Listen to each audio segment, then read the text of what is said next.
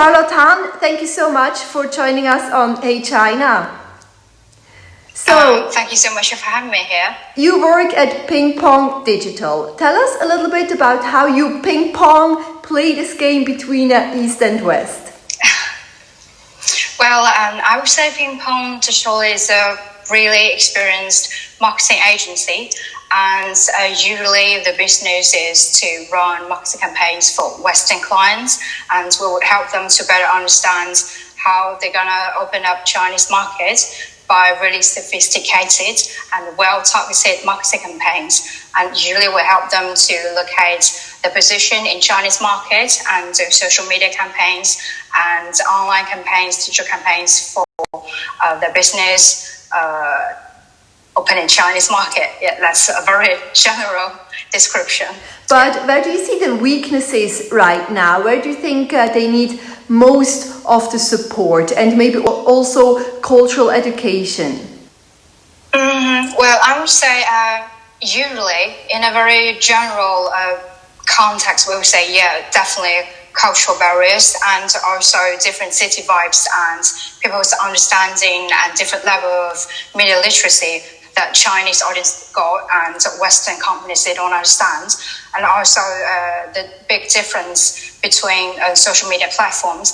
But at this point of time, especially, is because COVID-19 is such a really big challenge for like the whole universe, and company business in East and in the West, they all face this challenge, and it's really difficult for them to know what type of information is the most urgent piece to send to Chinese markets and what type of platform they need to use. And for marketing campaign, timing is really very important.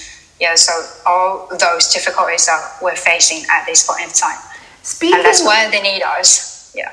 Speaking of apps, obviously we have the old traditional ones like Weibo and WeChat and TikTok in China, Douyin and so on. There are new apps emerging every single day in China. It's really difficult to keep track, right? So what do you advise your customers? Should they still focus on the big ones or maybe also look at smaller niche player apps?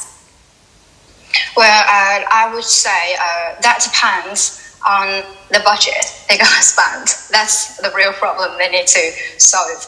And if the budget is really limited, then of course we need to get the most important platform in the campaign and get that involved. And because that means we have that platform, then we'll have the majority of audience group being potentially able to engage with the business or the brand.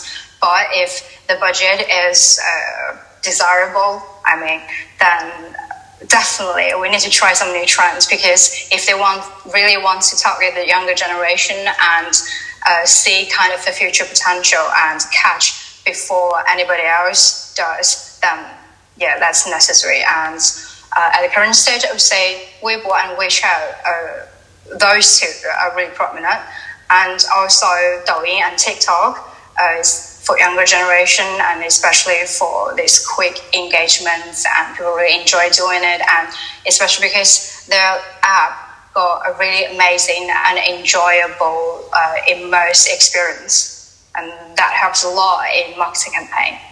Yeah. Time is obviously flying, right? And we already have November coming up really soon, and the biggest shopping festival in the world, which is Shuangshi, the 11/11 shopping festival. So are you already preparing for that? Are you getting ready? Are your clients getting ready? Or is it still a bit too early in the Chinese timing terms? I would say Shuangshi it's so Chinese and such a big, amazing opportunity for all Western clients, especially if they are in hospitality industry or in fashion lifestyle industry. And I would say Shuangshi is some sort of event or a trend that's engendered from Taobao. And Taobao is really powerful, and they're having even more events even earlier than Shuangshi, and that means those early trends can also catch the attention from our clients. And also we have to mention again, it's in COVID-19, and people are largely rely on online shopping, e-commerce entities. So I would say it's better to take a really close look of people's purchase behavior and what people want and how they're going to spend time to buy things and catch this trend as early as possible. And then, of course, do enough preparation for the real big, typical, classic, the big boss event, 双十一. Yeah. And speaking of trends and shopping behavior, we have live streaming, which is literally just taking off in China. It's also probably a cultural, difference with the West. I don't know if here in Europe, where I am at the moment, it will really take off. Well, based on my daily experience, I would say live stream events, it happens every day. And for 双十一, if you really want to catch people's eyes, you're going to need a really big highlight, because that sort of live stream events, that level of engagement and entertainment, the audience can get them on a daily basis. And how would you make it so particularly interesting, entertaining, and engaging for the large audience group, especially on 双十一? And that's going to be a challenge. So I would say probably it's not that prominently trendy now. It all depends on how you're going to catch people's eyes with some new intriguing point of sales or other oriented, like authentic version of formats or content, or even get celebrities involved in. Yeah. You are a young Chinese as well, Charlotte. Do you do live streaming shopping as well, or are you kind of, just watching the space? I just keep it simple.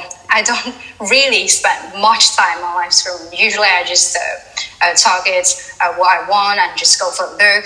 And also there's another app, 小红书. It's very effective because on that platform you can just get information based on textual contents or pictures, and that saves much time and efforts. If you really want to understand the review of specific products or something you want to buy, somewhere you want to go, and that platform is also very recommended. 小红书, the little red English.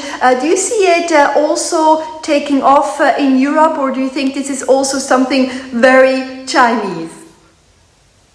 I would say yes, you're right. It is very Chinese, but why I still think it's taking off in Europe? Because Chinese people, we are everywhere around the world, and the Chinese consumer group is very powerful in terms of their purchase power and how they can get the social community engaged and how they're going to spread the word around, because that's the customers, that's the consumers' power. And also on 小红书, why we especially use that in overseas market is because we know that platform is very effective, and being effective at the same time, it can be very entertaining, and it's very easy for us to inject different factors to organize a really entertaining and intriguing and diversified content that can both get people well educated, well informed, and well entertained. In terms of marketing and digital and online retail, before we go, Charlotte, last question. Which would be, if you look through a crystal ball, like the one big trend that you see over the next, let's say, 5 years? I would say live stream, or video-based content. Because nowadays we can see why Douyin, or it's obviously especially TikTok, is getting so trendy and popular. It's because the immersive experience that the audience can get, they really like it. And also because that format or that platform is so well established, and now we have different KOLs or content producers. They are being much better and better on a daily basis to change different format, and they are elevating the quality of the content like every single day, and that also elevate the benchmark or the requirements or the taste of the audience. So that will be really promising and potential for both marketing agencies and business entities to pay big attention to and catch the trend. There's definitely a lot more business for you to do and play the ping pong game between East and West. Charlotte, thank you so much for your time. It was a lot of fun having you on the show.